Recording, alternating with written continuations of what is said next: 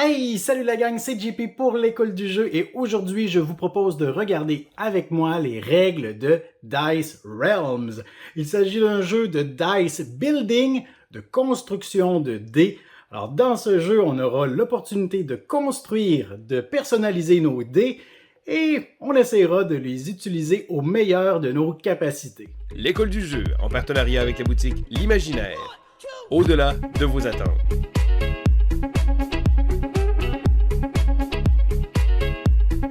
Dice Realms est un jeu pour 2 à 4 joueurs de 45 à 60 minutes. Dans ce jeu, les joueurs tenteront de développer et d'étendre leur royaume grâce à des dés modifiables et à plus de 650 faces ajustables. Une fois la mise en place effectuée, voici ce à quoi ressemblera votre espace de jeu.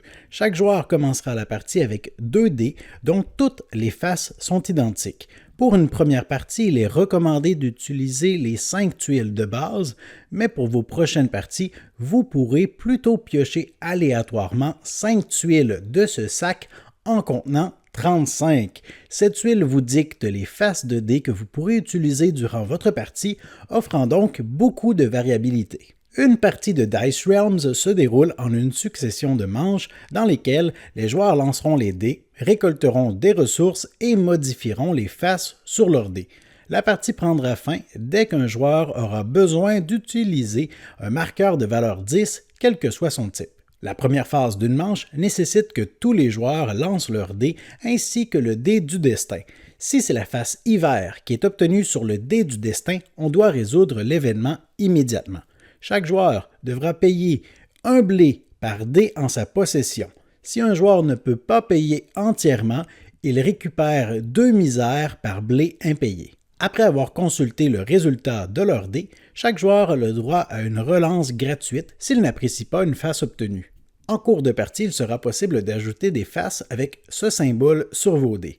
Lorsque cette face est obtenue, le joueur a la possibilité de l'activer immédiatement, puis il doit relancer le dé en question.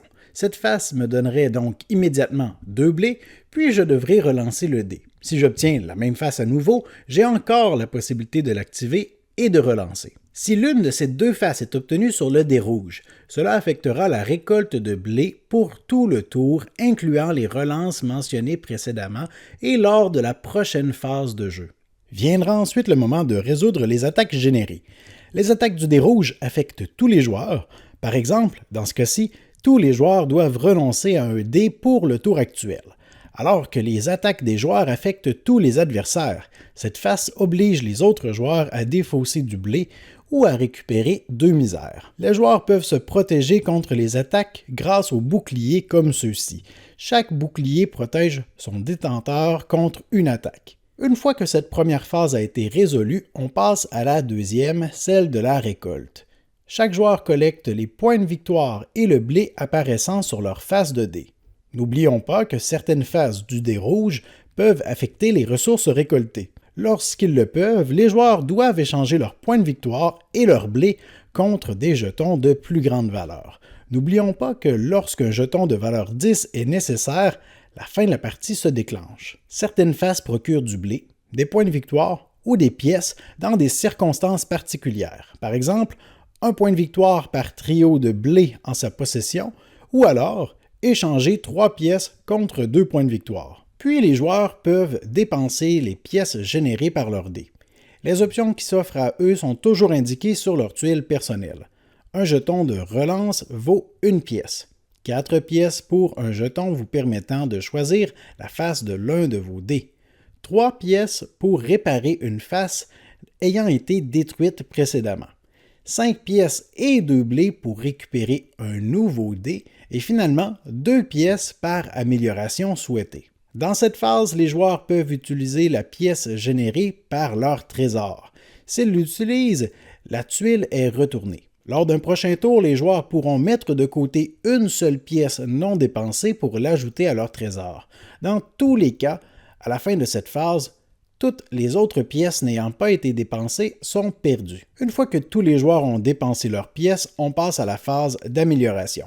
Les joueurs consultent le marqueur de leur tuile personnelle pour constater le nombre d'améliorations acquises pendant le tour. À noter que le dé du destin peut même octroyer 2 améliorations à tous les joueurs grâce à cette face. Toutes les faces de dés des joueurs possèdent 1, 2 ou 4 points indiquant leur niveau. Remplacer une face ayant 1 point par une face de même couleur ayant 2 points coûtera une amélioration. Suivant la même logique, remplacer une face ayant 2 points par une face de même couleur ayant 4 points coûtera cette fois-ci 2 améliorations. Finalement, remplacer une face contre une autre face de même niveau mais de couleur différente coûtera une amélioration. Prenez note que ces coûts sont cumulatifs tant que vous ayez des améliorations disponibles pour effectuer vos changements. Les améliorations non utilisées seront perdues à la fin de la manche. Il existe toutefois quelques restrictions lorsque vous améliorez vos dés. Par exemple, les dés verts peuvent uniquement accueillir des faces vertes, et certaines faces ayant ce symbole sont limitées à un exemplaire par dé.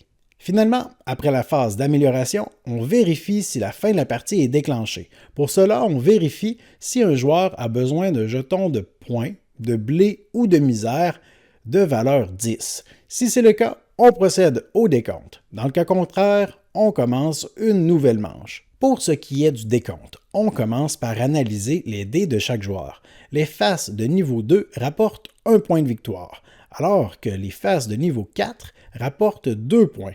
Chaque face détruite n'ayant pas été remplacée fera perdre 2 points. À cela s'ajoutent les jetons de points de victoire récupérés pendant la partie. Et finalement, on soustrait de ce total le nombre de misères obtenues.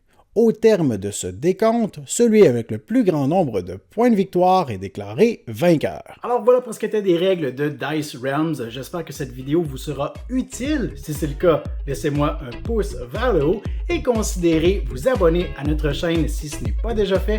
Moi je vous dis merci pour votre écoute. À la prochaine.